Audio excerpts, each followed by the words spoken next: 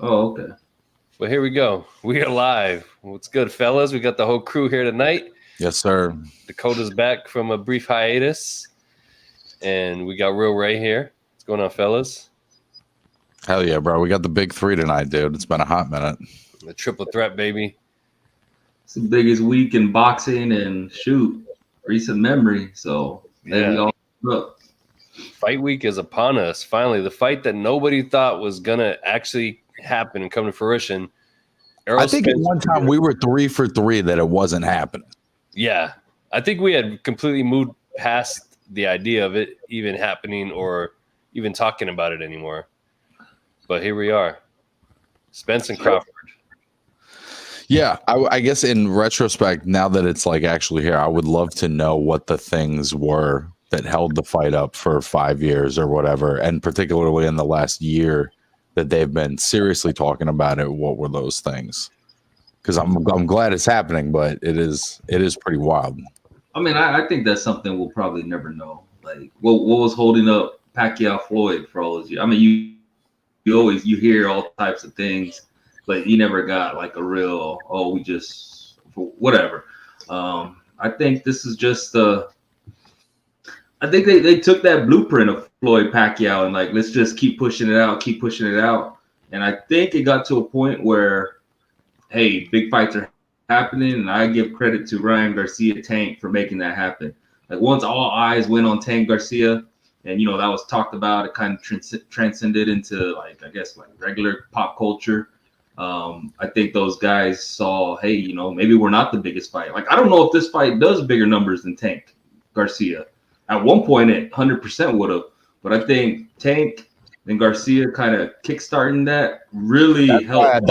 That's why I feel like the Mayweather Pacquiao model almost doesn't work, because I think for the most part you're not really going to maximize the viewership, because you're going to wait just past the peak of the public demand.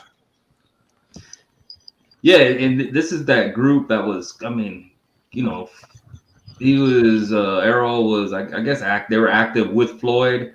And I think they just saw like that's the way to go. I credit the younger guys that are like, nah, we just want to fight. Like, let's get this on. And you see that with Haney, Teofimo, Gervonta.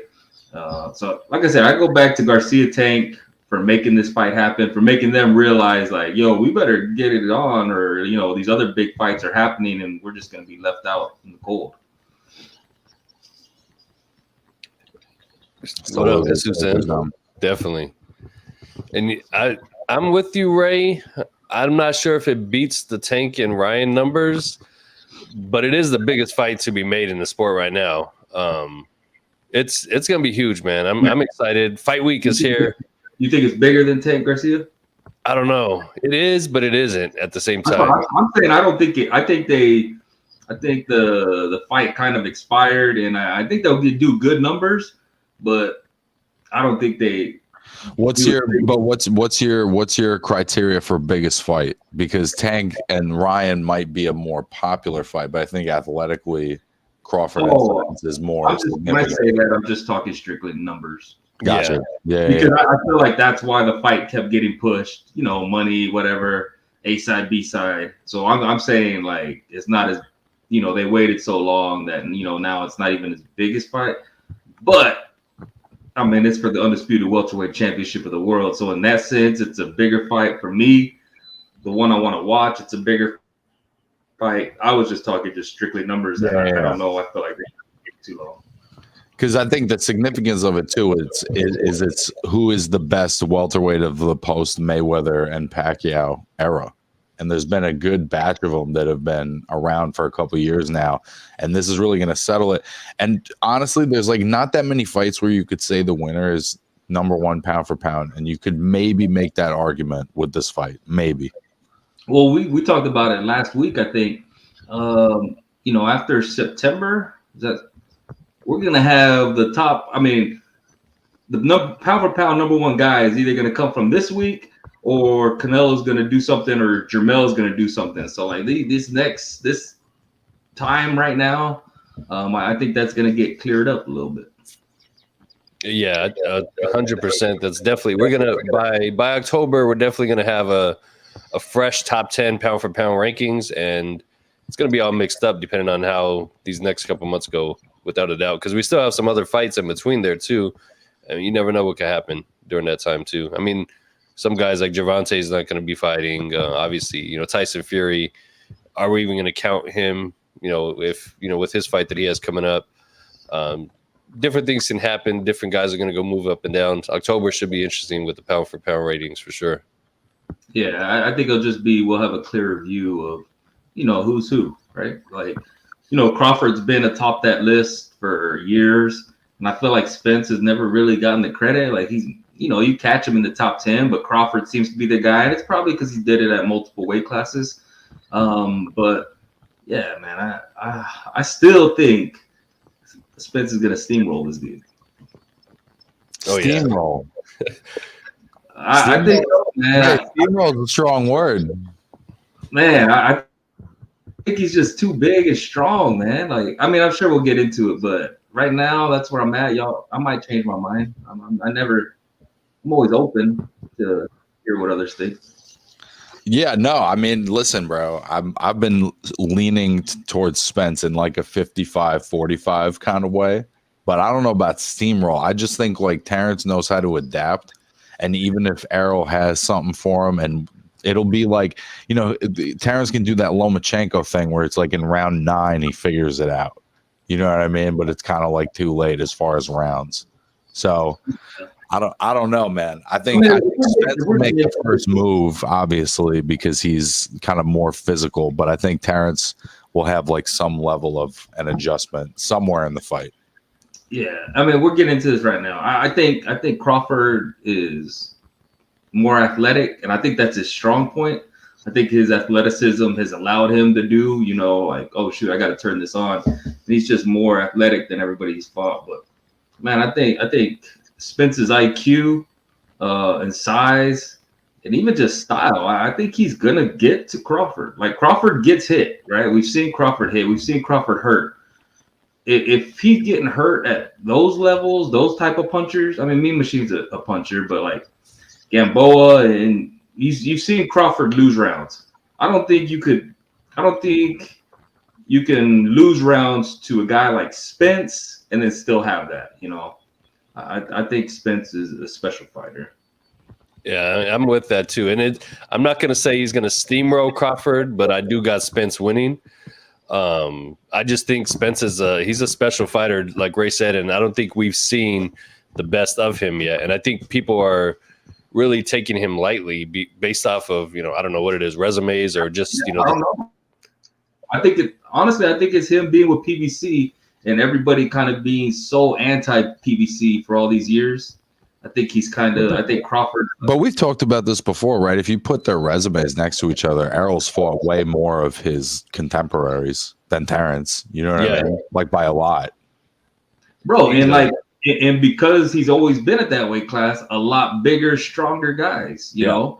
When you say, they say Crawford, Gamboa is obviously one of his best wins. It's like, look what weight that was at, right? Like, Crawford had a distinct advantage, and even though he was still hurting that, and where Spence has fought like big punchers like a Danny Garcia, Ugas, who, talented.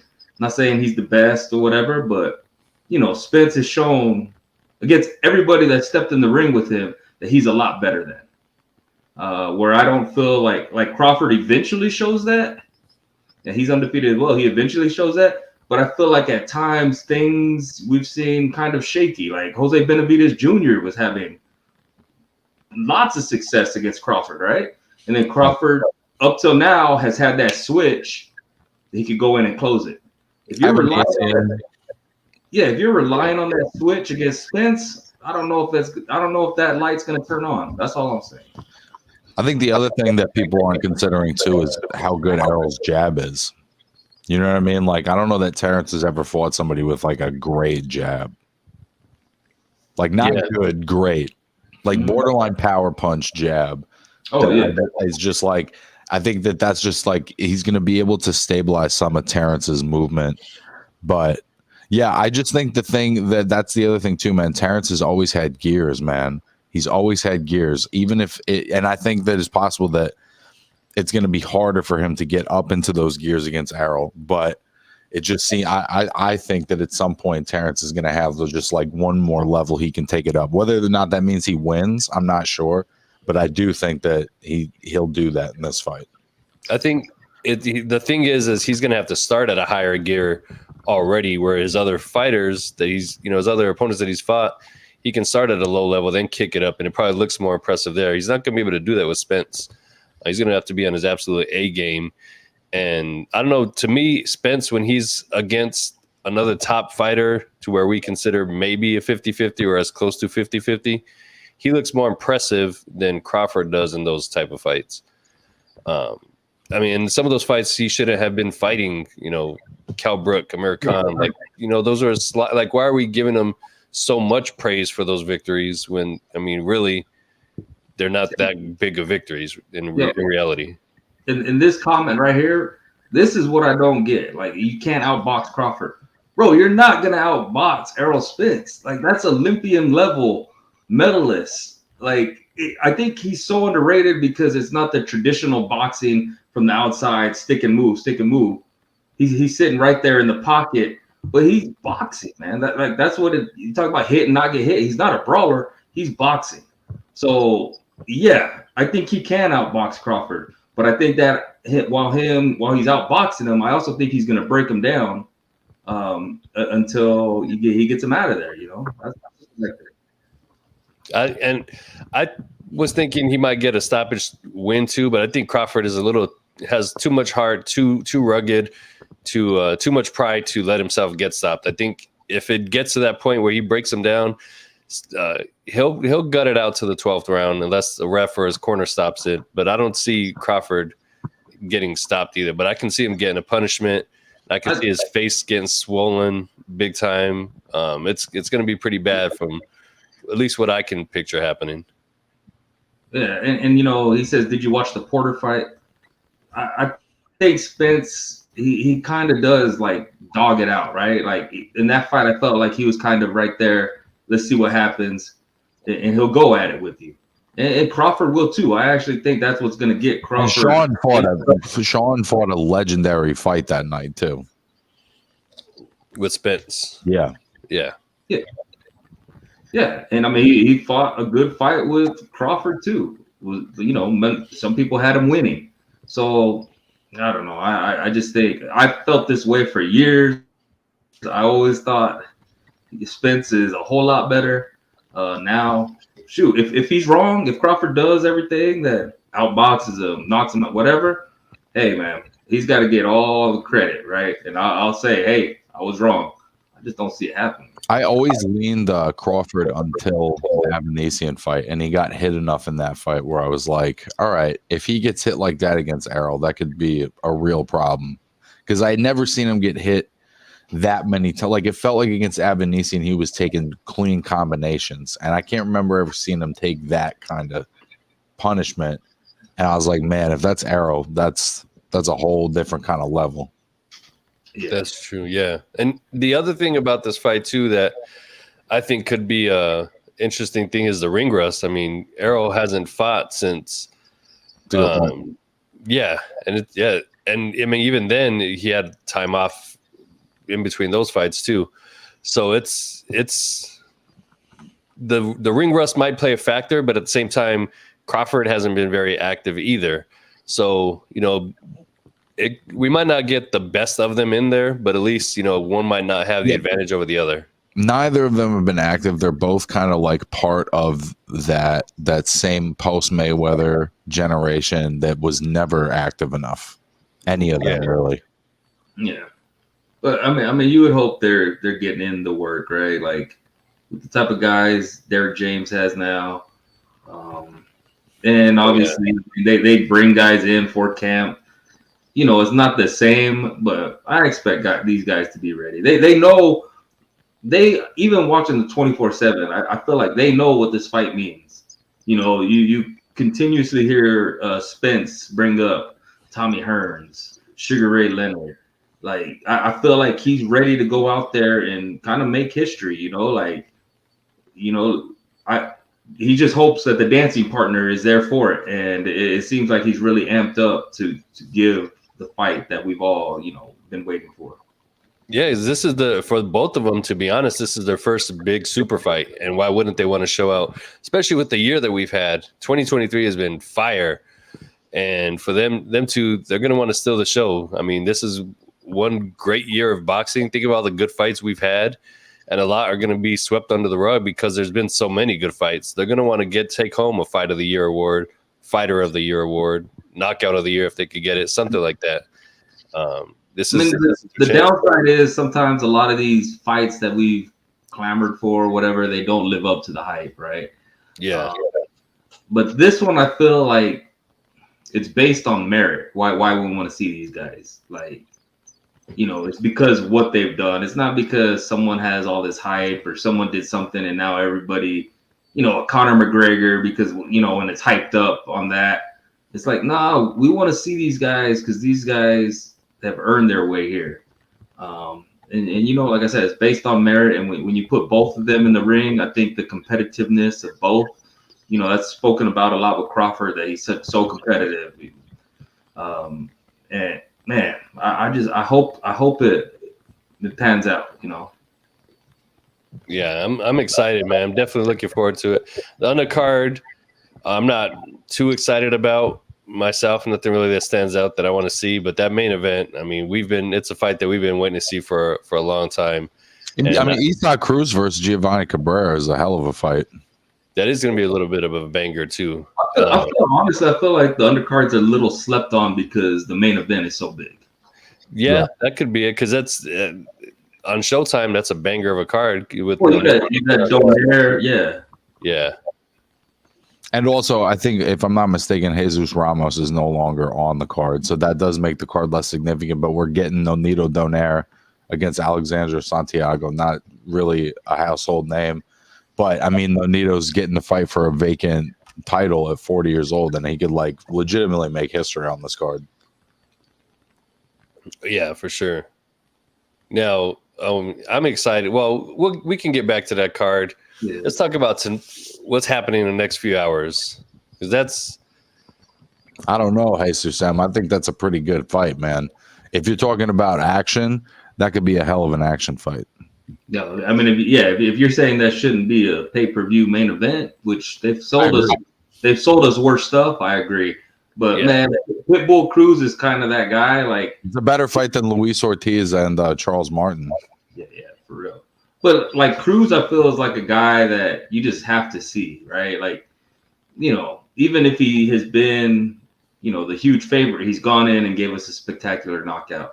His style should be TV friendly for whoever he fights. So I'm not mad seeing Pitbull Cruz on a pay-per-view, especially, he's trying to get another Tank fight. So I feel like he's got to go. He knows what he has to do.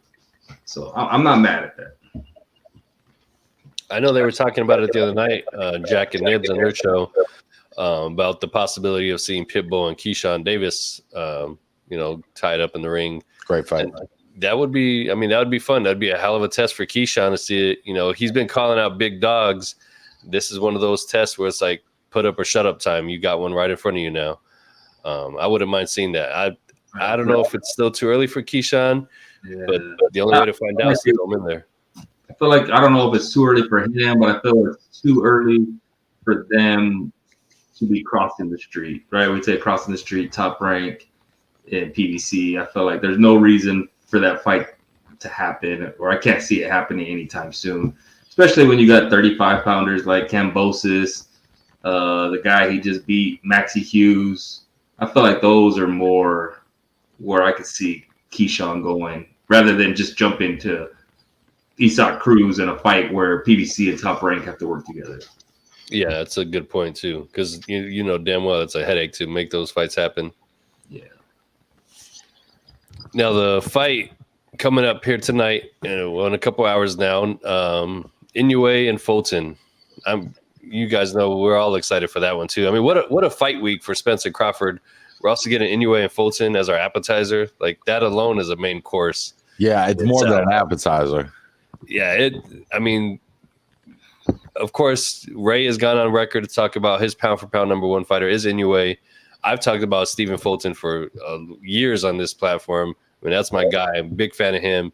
And we're finally getting this fight. I mean, this alone is another one that I've been waiting for, really excited for. You can't get any more of a classic boxer puncher style than this. I'm rocking with Fulton by decision. I'm going to just throw it out there right away.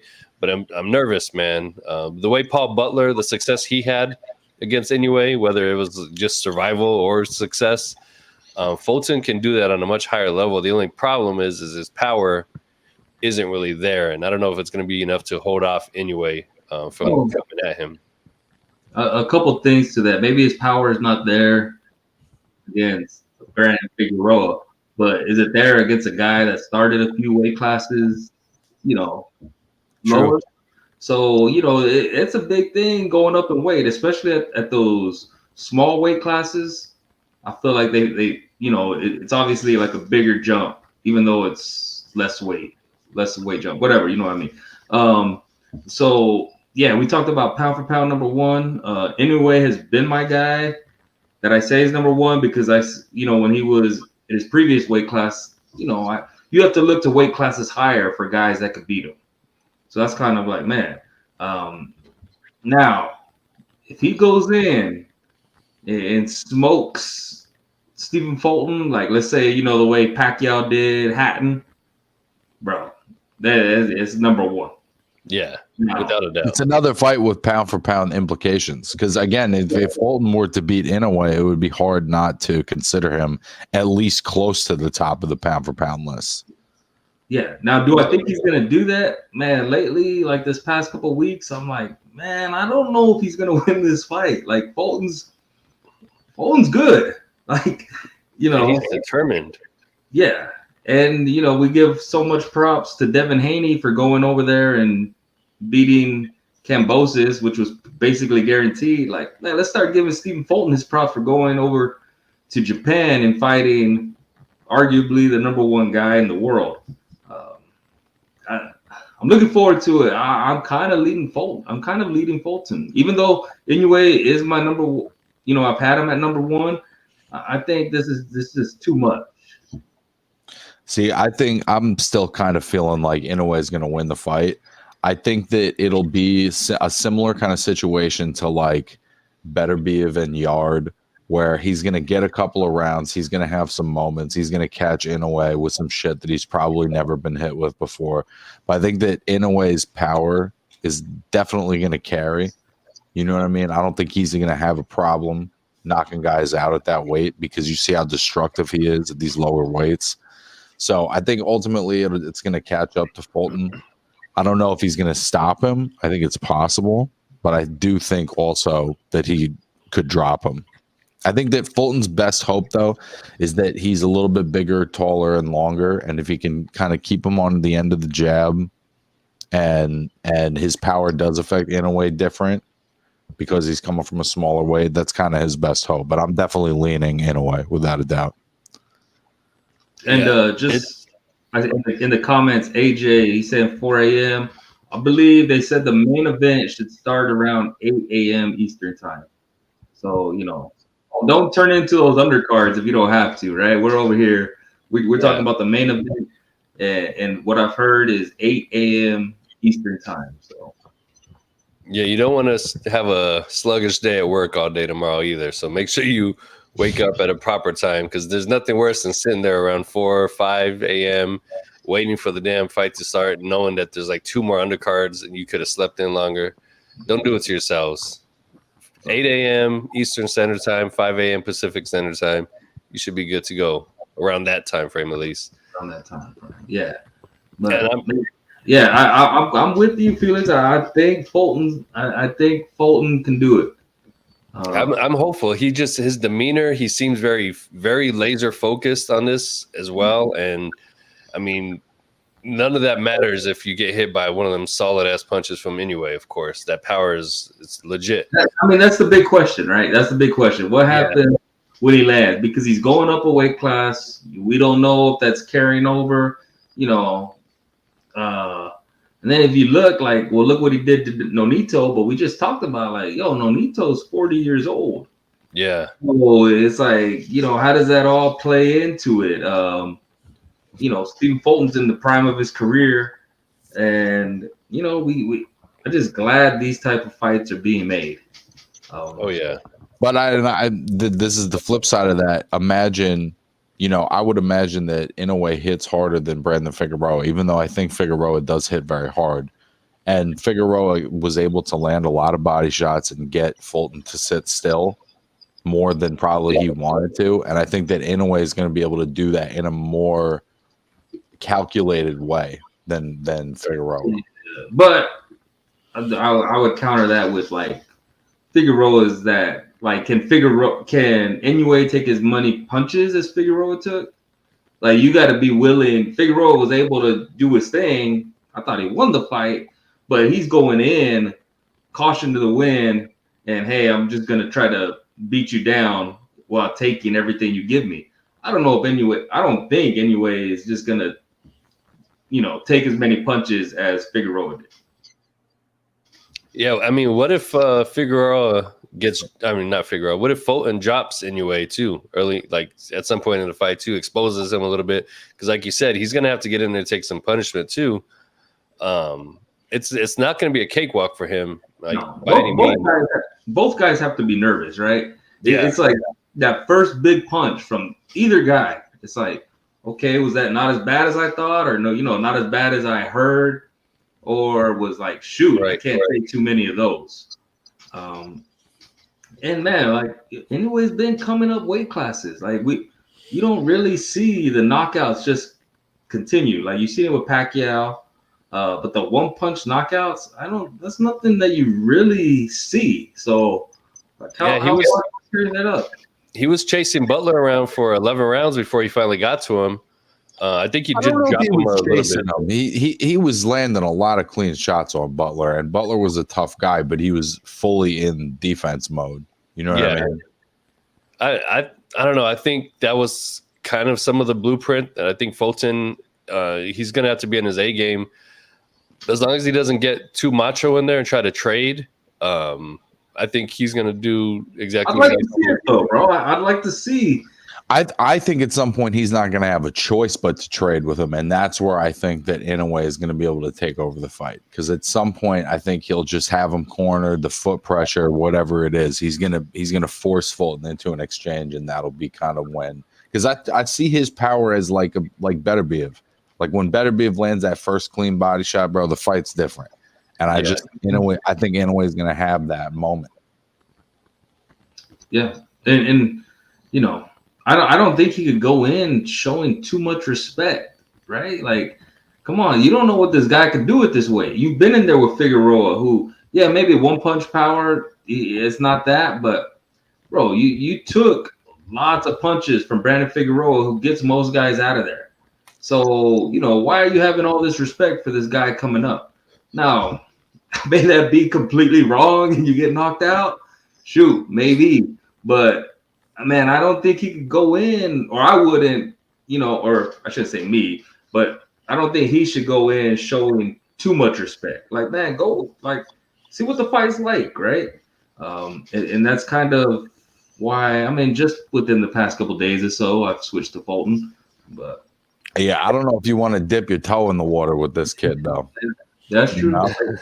Like I said, he could, if he goes in there and does the way Pacquiao did Hatton, bro, that's #1 fighter in the world. I think he's gonna do it more like how Pacquiao did Cotto. That's the kind of fight I think we're expecting. Where Fulton's totally gonna have his moments, and he's gonna be the bigger guy at certain points in the fight. But there's just gonna be a great fighter against an all timer. No, and even that will be super impressive, and I think I'd keep him at #1. It's just, I don't know. It's a good fight. I'm curious to see if there's any hangups. I'm curious to see if there's going to be any hangups with the gloves. We've seen old fights where it gets delayed because they want to see him rewrap. That's been a kind of issue this week. There's been not accusations, but the talk of, is Inoue on PEDs, which I think is fair. Right? Like, we've talked about, you don't just go up in weight classes and keep knocking everybody out with one punch. So I think that's a fair question, right? They said that he didn't like the random drug testing or whatever. How does this all play into the fight? I don't know, but I hope Stephen Fulton's ready to go, and we get the class together. Yeah, seriously, and I hope however they found out, the whole hand wrapping stuff that was going on. Basically, they said that he's taping his hands first with tape, and then applying the wrap and the gauze, and then taping it after, which creates a cast, basically. I don't know when they figured that out, because normally that stuff isn't seen till they're wrapping their hands in the dressing room. But they've been keeping an eye on it. They must have. Oh, my bad, bro. I was just gonna say they must have had a sense to it. What you're saying is, this guy's keep going up in weight and he's not losing any power at all. You know what I mean? Yeah. So there's gonna be some interesting things going on tomorrow morning. What kind of made me start thinking about it was his response to that. I mean, I'm guessing that response was real, but him saying, "I follow the rule." Like, why wouldn't I follow the rules? It was kind of like, hold on. So you're doing something that's kind of iffy. Just that response, and when it's through Twitter, who knows if it's coming from him or not. But the response actually made me like, yo, what is going on here? Yeah. Yeah, Dakota.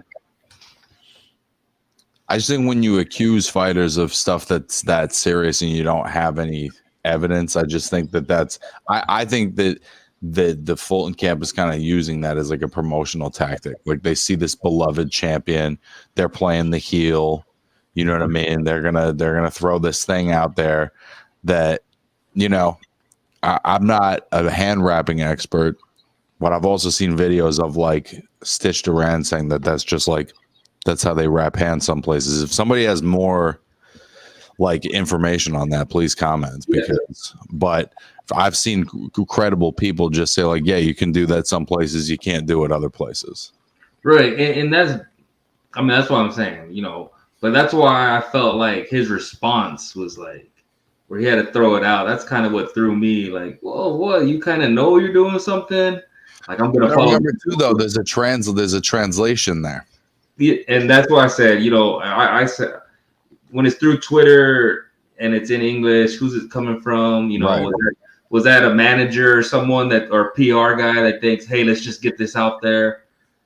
But that's what made me kind of what's going on, man? Yeah, it was, and it came out very defensive is why. It was a defensive reaction. You caught me, you called me out, now I have to say something and address it, basically. Yeah. Hey, in about, I don't know, less than 10 hours, both guys are gonna hopefully be in the ring. And right now we have no idea what's gonna happen. I'm sure some people feel like they know what's gonna happen, but I'm gonna be tuned in, and I think the pound for pound is really up for grabs over these next few weeks, and this is one fight that for sure plays a part in that. Oh yeah, and just this year alone has been very vital for a lot of these fights. Just speaking about 2023 in itself with boxing it's been mind-blowing how many good fights we've had and how many top fighters have fought each other. I don't see the same thing going into 2024. I think we're going to see a lot of good fights and good action still. But man, let's just take a second and appreciate this year. We're halfway through. We still got the back half to look forward to. You know what I mean? I'm not sure what else we have in store. Charlo and Canelo is going to be a banger, of course, for sure. But this has been a great year, and this week alone, Valdez still fighting in August. Who's that? Oscar Valdez. Oh yeah, of course, man. Talk about a banger. That's probably going to be the fight of the year right there. Hey Felix, even you say we might not see it. Hopefully, this is the trend because I've already seen in 24. Devin Haney plans to unify against Teofimo if Devin could beat Regis. You got obviously that Canelo, depending on what he does, him Benavidez can make a year. So there's already kind of rumor there's kind of rumored fights for 24 where like we see this kind of continuing. Hopefully it's the new normal. That is true, and there's a lot of pressure on Devin Haney right now. Like he doesn't have mandatories that we don't want to see. Like he's not forced to fight Kambosos. His next fight, there's pressure on him. He's gonna have to perform against somebody that we want to see, whether it's Regis, whether it's Shakur, or anybody else out there. Like it's gonna be there's a lot of pressure on him now if he wants to maintain that status at the top of the hill, basically.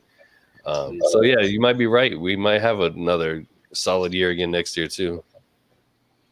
So I think. Go ahead. Go ahead, Ray. Go ahead. I was just gonna say, if we were getting off Inoue and Fulton, let's make the picks, man. Who y'all got? I got Stephen Fulton. Here's the thing. I think it's gonna be I think Fulton's gonna win it, and it might appear close, but he's gonna have to really, really, really win it out there in Inoue's backyard. So I'm not sure if we see a Fulton getting his hand raised, or it's one of those type of decisions. I'm still gonna rock with him though. Stephen Fulton by decision for sure. Split decision at that. Wow.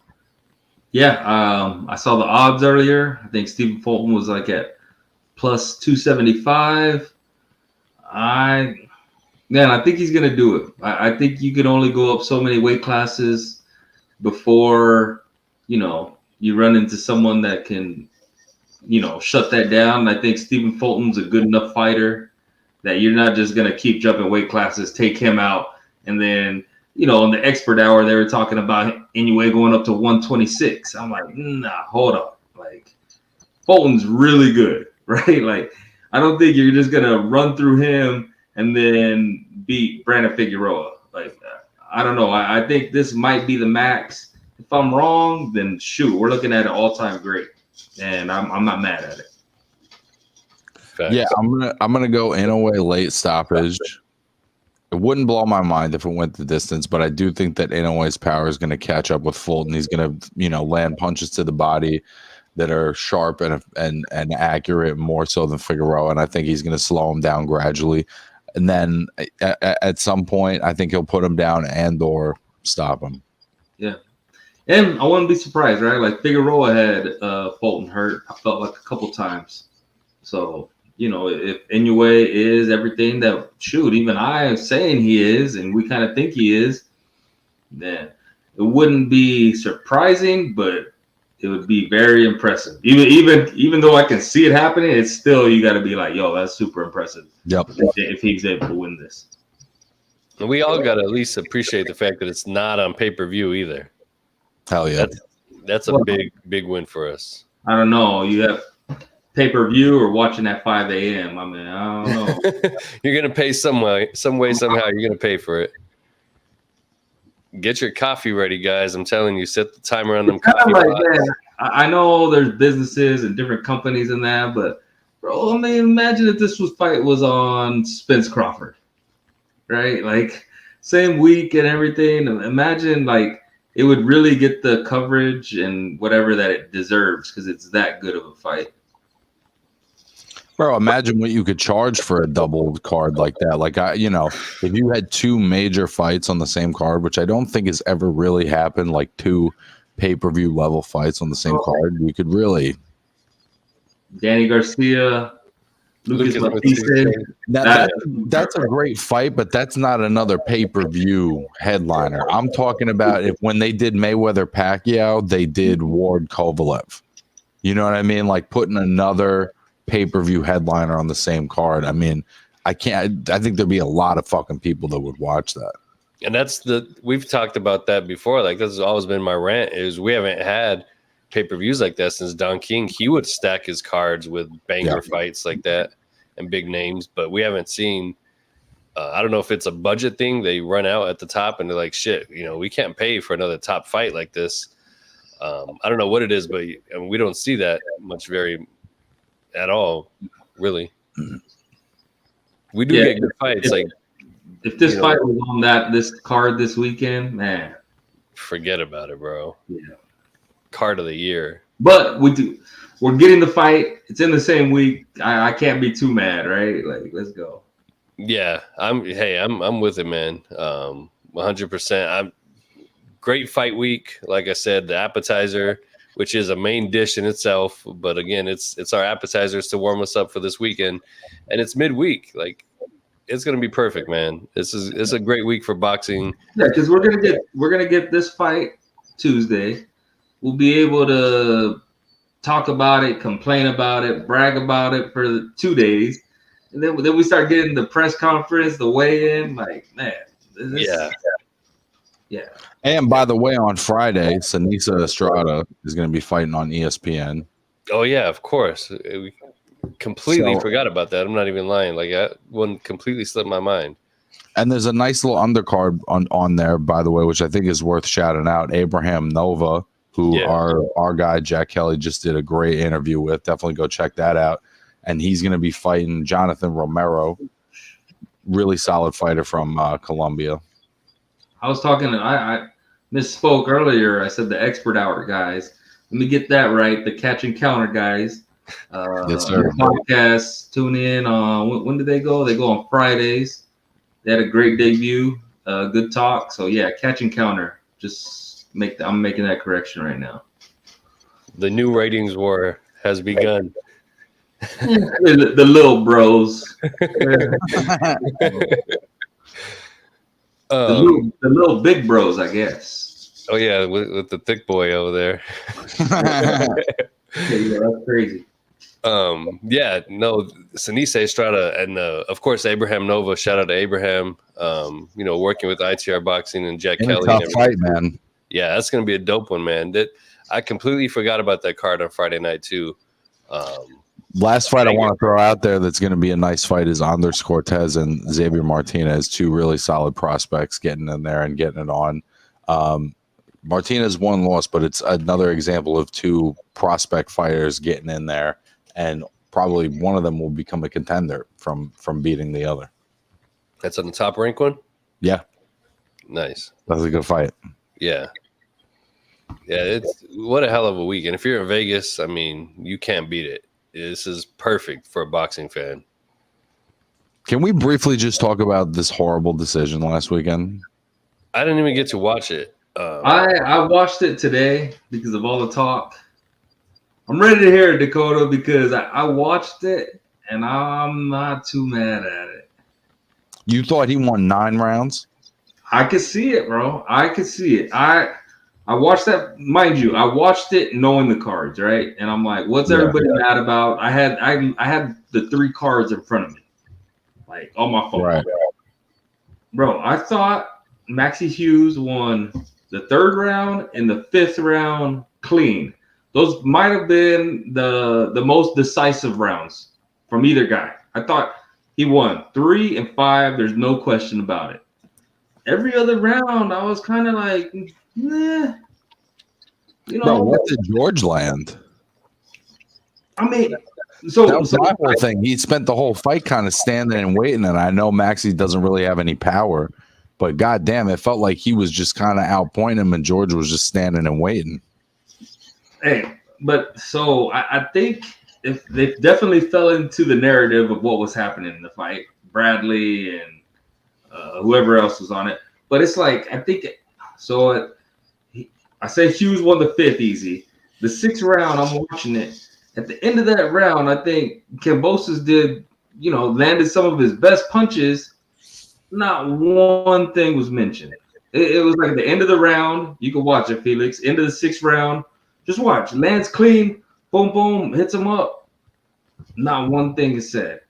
And I do think it fell into that kind of just a snowball effect. By the 6th round, they were saying, like, Kambosos needs to do something, needs a knockout, whatever. And I felt like it kind of turned into that fight. Now, can I see Maxie winning the fight? For sure, because I said only 3 and 5 were definitive to me. And so I'm just saying I've seen worse cards or worse decisions, I feel. I don't feel like Kambosos was beat up.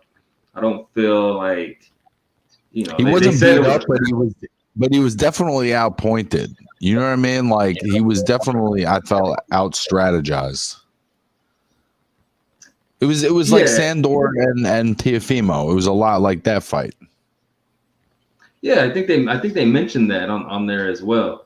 Now, I mean, could Maxie Hughes have won that fight? I say yes, but and maybe I was looking for reasons to give Cambosis, right? Like maybe I'm looking, oh look, that landed to give him rounds because I did. I watched the fight after. I watched that after reading. This is one of the worst scorecards in the history of boxing. This is immediate. You Right. just prisoner of the moment. Everyone's just throwing out. This is why boxing's dead. This is why that. So I watched it just today. Scorecards in front of me. I was like, man, Maxie Hughes won 3 and 5 for sure. Everything else, I don't know.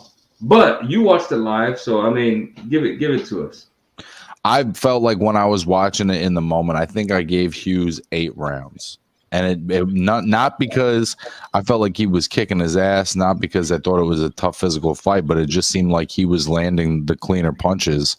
And George just doesn't really know how to create offense against a mover. He just doesn't. He doesn't know how to do it, and he's not learning from the Haney fights and this experience and the Lee Selby fight. And I thought it was unfortunate because in a fight like that, Maxie Hughes is only going to get but so many opportunities, and it seems like Kambosos is getting a lot of opportunities. And I just didn't think he won the fight. So the fact that he's going to get another one, and I didn't think he beat Lee Selby either. So he's, I don't know. He's on borrowed time for me. Let's be real. He sold that belt, but he made it worth his while, right? Like he lost to Haney, which we all knew he was, but he's probably financially done very well since then. Felix, I'd like you to watch that fight, man. I'll check it out for sure. Watch it. Notice, like I said, round 6 and round 7, I felt like Kambosos did some landed, and it was just like ignored for whatever reason. And then I felt like they got caught up on they kept talking about the footwork. Maxie's foot is on the outside. Like, yeah, it was, and that's what you're taught. You try to have the outside when you have an orthodox against southpaw. But that doesn't mean you're winning the fight. Tim Bradley said, "Oh, this is some of the best ring generalship he's ever seen." It wasn't that dominant to be throwing out crazy statements like that. That's all. And I heard Tim Bradley went on a very passionate rant after the fight too. So I'll be tuning in. I want to see that. Yeah, watch that. But even that fight, I don't know if that's the first one, but I was like, man, kind of miss Andre Ward, bro. Like, no, those words should never be spoken. And maybe, hey, man, I watched the Ward documentary. I kind of got in Andre Ward mode. Like, damn, yeah. Andre was good. That's a good doc. I learned a lot about him, and maybe even stuff I didn't learn, just kind of being refreshed on like. Getting a review of what he did. I'm gonna have to watch that too because it seems interesting for sure. They had a whole premiere and everything for it too. Yeah, and he throws out.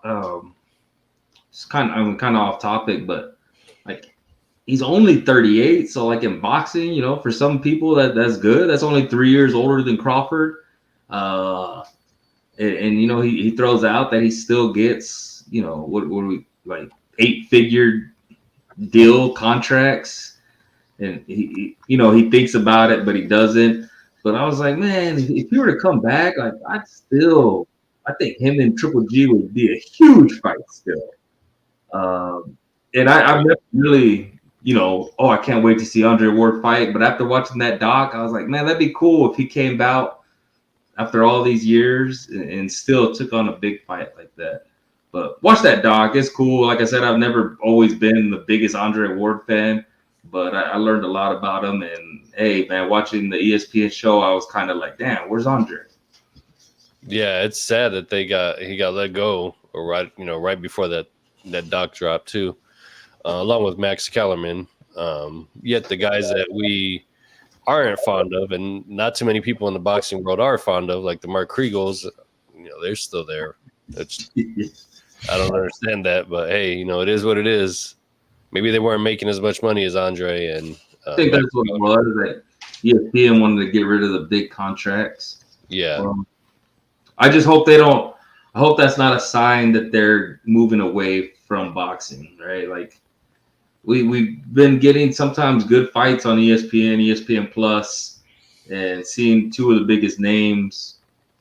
Does that mean they just kind of weeding it out and they're going to be done with boxing? I hope not. I would hope not. Because ESPN has been in the game for a long time, but I mean, then again, so was HBO. HBO had 40 years of fights, and they were, the Andre Ward doc. Was that the Andre Ward doc? I think so. Yeah, Jim Lampley was on there, man. Yep. Oh, damn. Okay. Yeah, like current day Lampley, and current day Lampley's still crying. I'm sold. I'm watching this tonight or tomorrow. Andre did some commentary on HBO as well, right? Yeah, he did. I mean, that was kind of where he got started. Yeah, he finished off. No, I think the last telecast was Roy Jones, Mac Kellerman, and Jim Lampley. But no, Andre definitely did some on there too. He was in the rotation. Yeah, Roy Jones is in the doc. So yeah, you should watch it, Felix. I know you're not the biggest Ward guy, neither was I. I watched it too. It was good. But it's cool. I'll check it out for sure. Yeah, ESPN does good one. One of my favorite ones is a 30 for 30. I can't remember the dude's name. The dude that was locked up. And I'm gonna look it up now because it's gonna kill me if I don't get it. Hurricane? No, not Hurricane. Damn.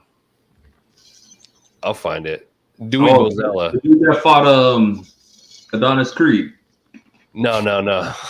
Dewey Bozella. He only had one pro fight. And that was after he came out of jail. But yeah, check it out. Dude was in prison for like mad years, and he could have got out, but it meant that he would have had to have admitted guilt for something he didn't do.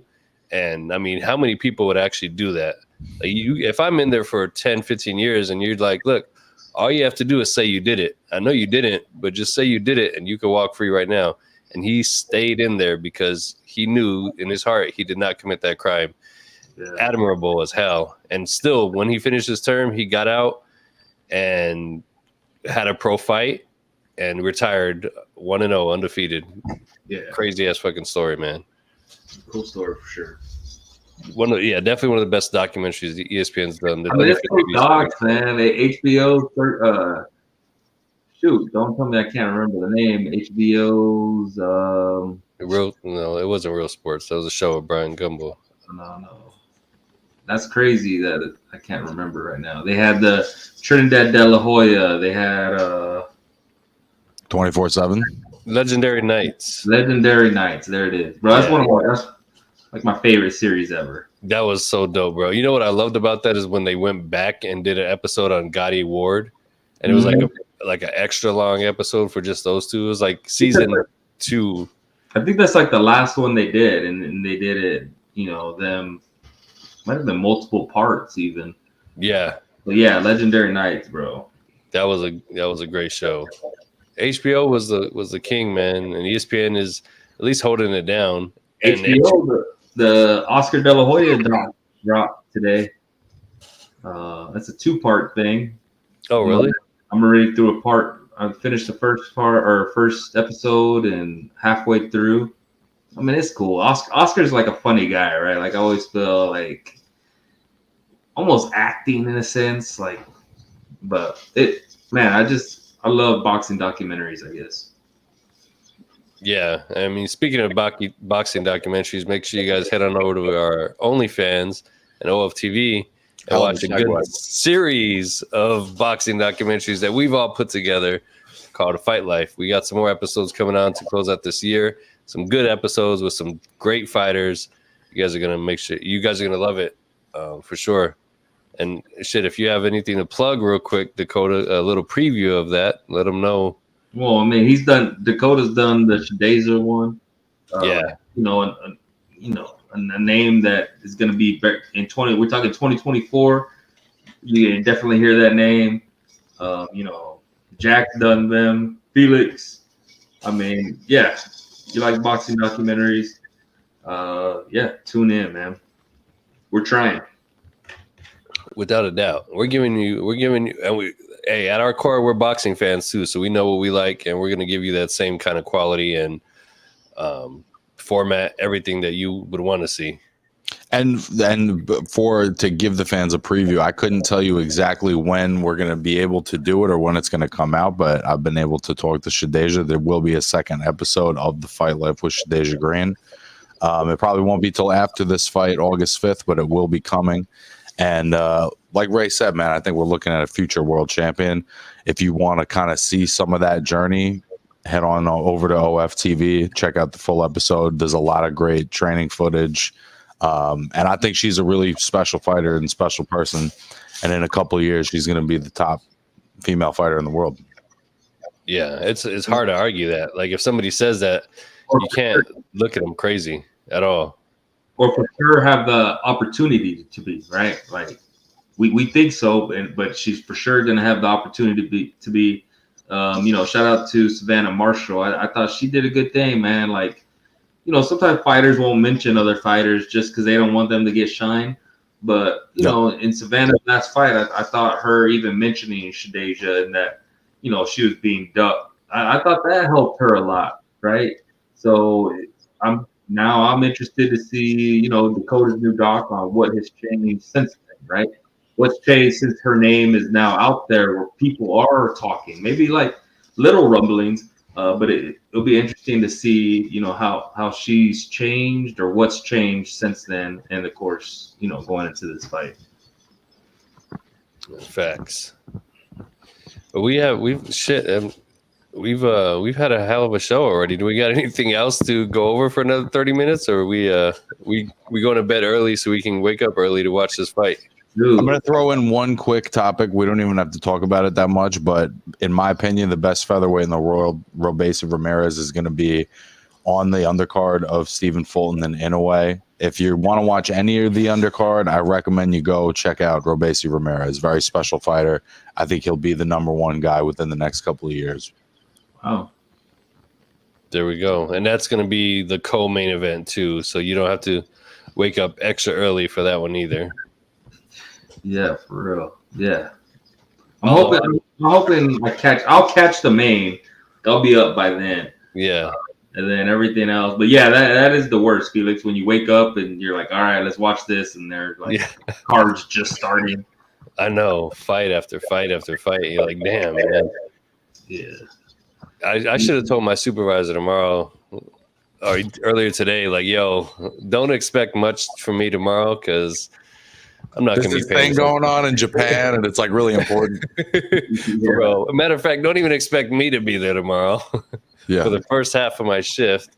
And depending on how the fight goes, I might not be in at all. Yeah. But Felix, I do want you to watch that Kambosos fight. Yeah, I will. The 6th and 7th round, notice that. And then, man. So I guess keep it going. What's the plan for the Spence Crawford? What do you got? You gonna hit the weigh-in? You hit the press conference? What are you doing out there? Oh yeah, definitely. I'm getting in Thursday morning at like 6 a.m. I'll be there for the final presser. I'll be there for the weigh-in and then the fight night as well. And then of course the Sinise Estrada. Although, bit of a dilemma. Which fight do I want to go try to grab content from? Do I want to go to the Sinise weigh-in on Thursday, or do I want to go to the final presser for Spence and Crawford? Kind of an easy decision for me. I'm going to the final presser for Spence and Crawford, even though Sinise's weigh-in is a private event. It's not open to the public, and I really want to be there for that. I really don't want to miss the Spence and Crawford. It's that big of a deal. And they're both going on at the same time, which is another hard thing. And they're not very close to each other. Like, they're not walking distance from one another. So it's going to be a tough choice. Flip a coin. I think I'm going to lean towards Spence Crawford final presser for sure. I don't know. What would you guys do? I don't know, man. I kind of think I like those smaller cards. So I would kind of think when there's good content there. But I mean, at the same time, it's Spence Crawford, right? So, Yeah. shoot, I don't know. It's going to be tough, man. I want to get down there because I want to link up with Abraham Nova, of course.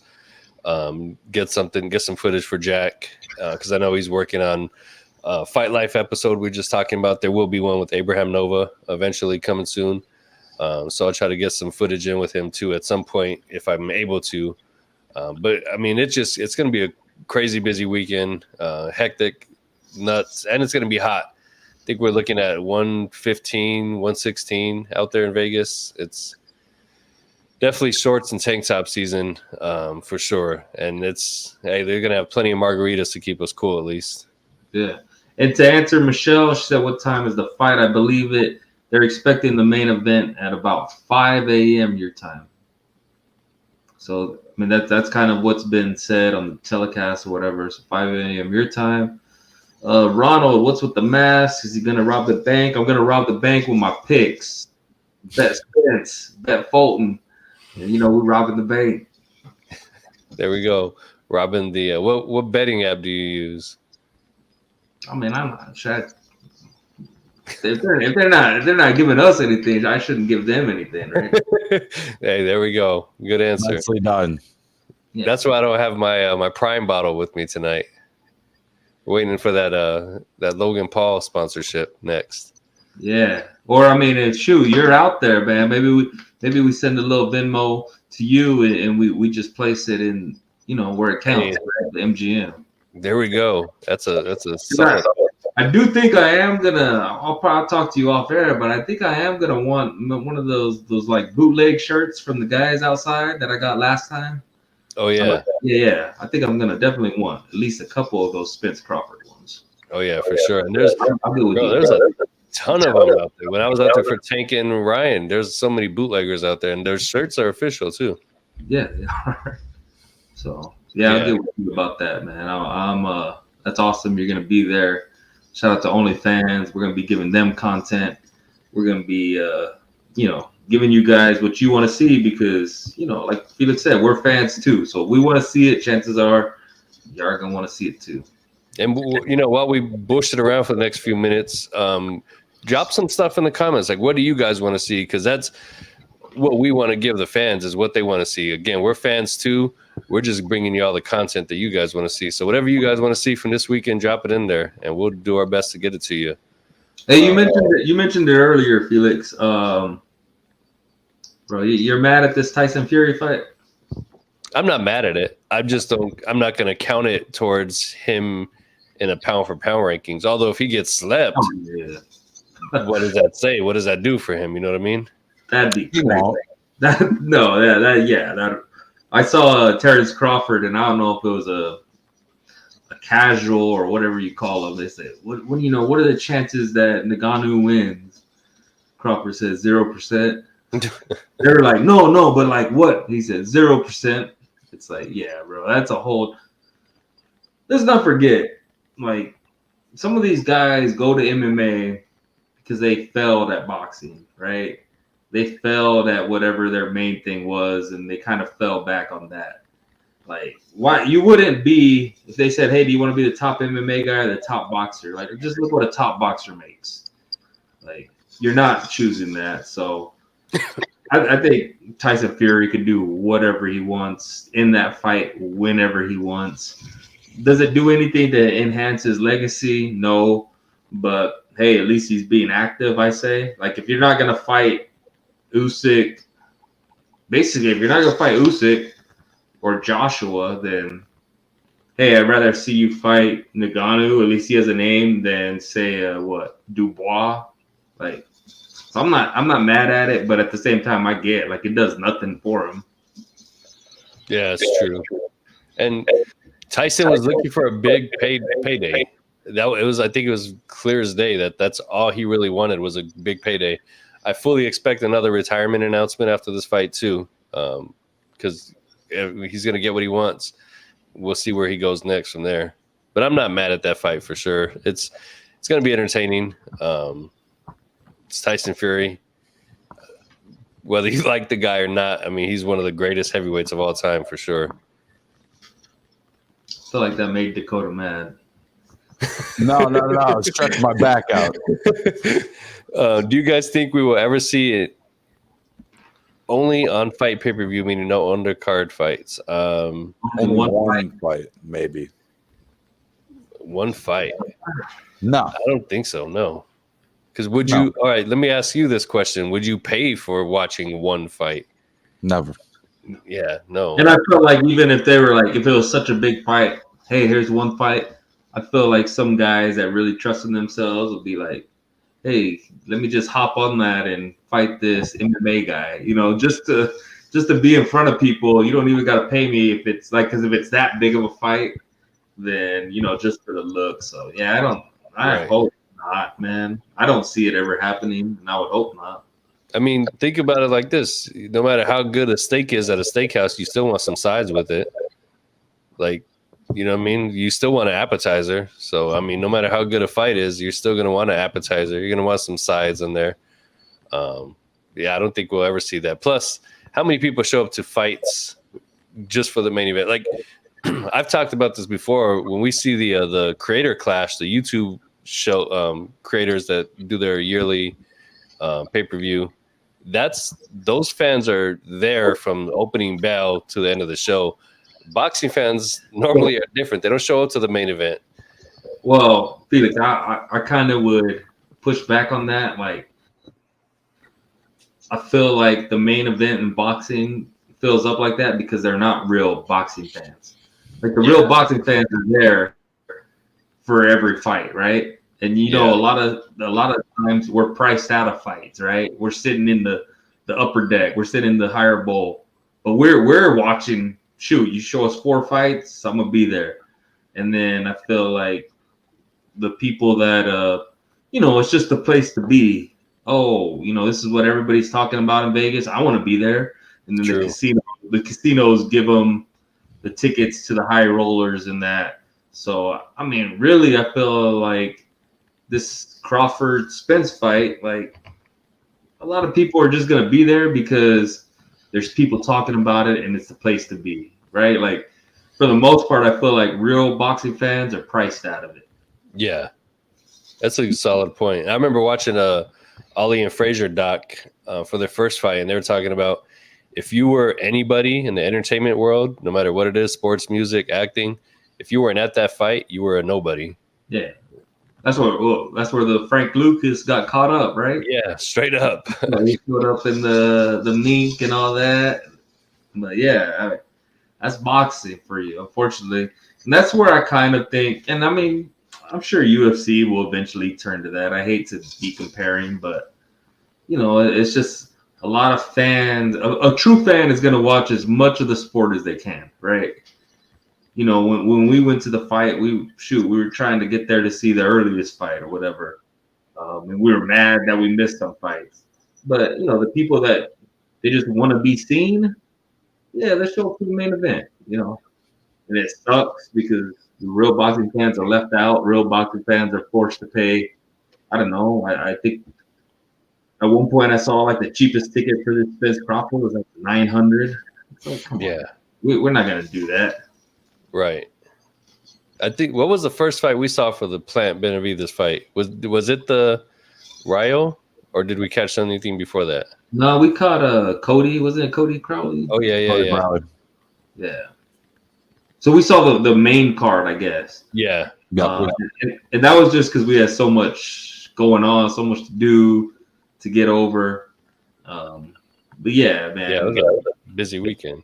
The boxing fans were there, right? Like the upper decks and the whatever. Now the floor is empty, so on TV it looks like nobody's there. And those are the people that are probably given tickets. Hey, here you go. So that sucks. To me, that's one of the worst things about boxing. But I don't know if there's a fix for that when you have fights in casinos. Yeah, probably not. I'm just glad Vegas is landing all the big fights again too, though. Boxing is back on top again. Man, it's doing good, man. I we can't complain, right? There's, I guess, pick your battles, right? Like, hey, we're getting these fights.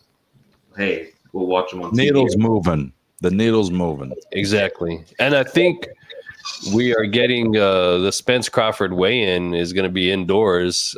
Thankfully, it's not outside the T-Mobile Arena like last time. You hated that. Bro. And it was like 80-some degrees then, but it felt like hell. I can only imagine when it's at 117 this Friday. It's going to feel fucking ridiculous. The crazy part to me, Felix, was that you sent a picture of where you were at. Like, man, I was like, oh, shoot, this dude's there. And then when they were showing the way in, they like show that spot. And I'm like, yo, where's Felix? Like, oh, he was just there. He sent me a picture from there. And you said it got so hot you had to find some shade or something like that. I left. I had a bird's eye view. I could have gotten some of the best pictures of the way in. And I said, nope, I am going to the shade. And I went and hung out with Booker T, of all people. Hulk Hogan, I'm coming for you. No, we're not gonna do that. We're not gonna do that one. Jesus, why does he say that, man? He says boxing's not doing good, man. Why do you think that? Yeah, what do you think that, Jesus? I think we're getting good fights. We're getting some good fights. We're getting some good fights. There's a lot of the best fights that could get made that are still not getting made. Name it. Canelo Benavidez, or what do you think? Canelo Benavidez, Bivol Beterbiev, Haney and Teofimo, Shakur and Haney. You know, I could keep going. We get a select handful of meaningful fights, but I think like boxing as a whole, I think we're just getting started as far as, you know, we could be making way more relevant fights way more often that would get the fans engaged. I think we're right there though, because I mean, Haney gave us Loma. Yeah, I mean, we have big fights. There's so many of them around the same fighters that, there's going to have to be time. Like for Haney, he's got to take some time, rest up, recuperate, and then, come back and have another big fight.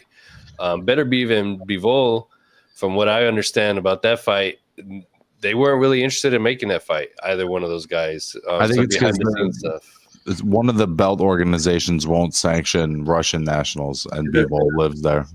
That's why. But I guess I'm just I don't know. I don't want to be like boxing's in a bad place, because he said back in the 90s and 2000s. It's definitely not in a bad place. I'm not saying that. Like 90s, 2000s, like, come on, man. Everybody always wanted Roy to fight someone better.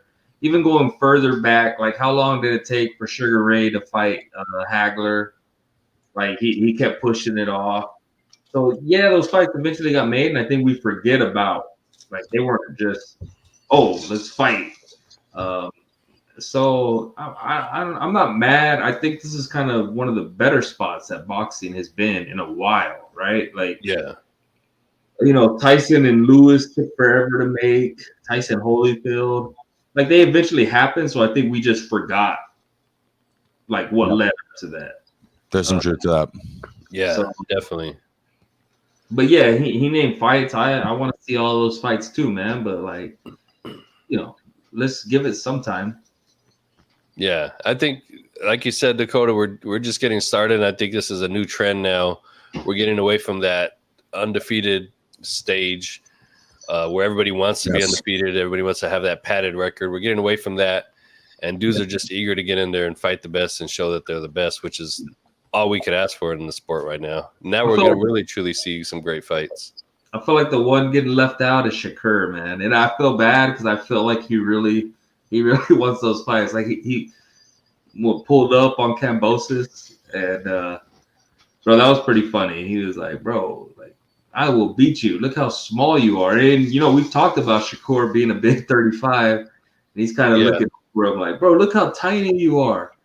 And then he was getting into it with Kambosos' manager, who he thought was the trainer. And he's like, so that's your fault? He was like, that's your fault that Kambosos looks so bad. And the guy's like, I'm a manager.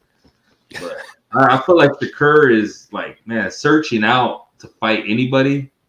He is. And he's been pulling up on everybody too. Yeah. And I believe him, bro. Like at 35, I don't think, obviously Tank, that's the 50-50. But everybody else, like, man, he's probably that good. Yeah. But there we go. I think that's about it, fellas. Show, fellas. It's fucking late as shit by me. I'm gonna see if I can catch this fight. Yeah. And Yeah, I did. Before we leave, I saw Erickson Lubin say fight announcement this week, big fight. I'm hoping he gets. I'm hoping he gets Mendoza, I'll take Lubin against anybody. So he said big fight announcement coming this week. So keep your eyes open, man. Hopefully he follows through and we get something big. Yeah, that'd be dope. Right, that's it. Hell of a We'll show. talk to y'all next week. And then make sure you tune in Friday for Catch and Counter, Jack and Nibs, and they'll be breaking down Fulton Inoue's, whatever happens in a few hours from now. Yes, sir. Peace, y'all.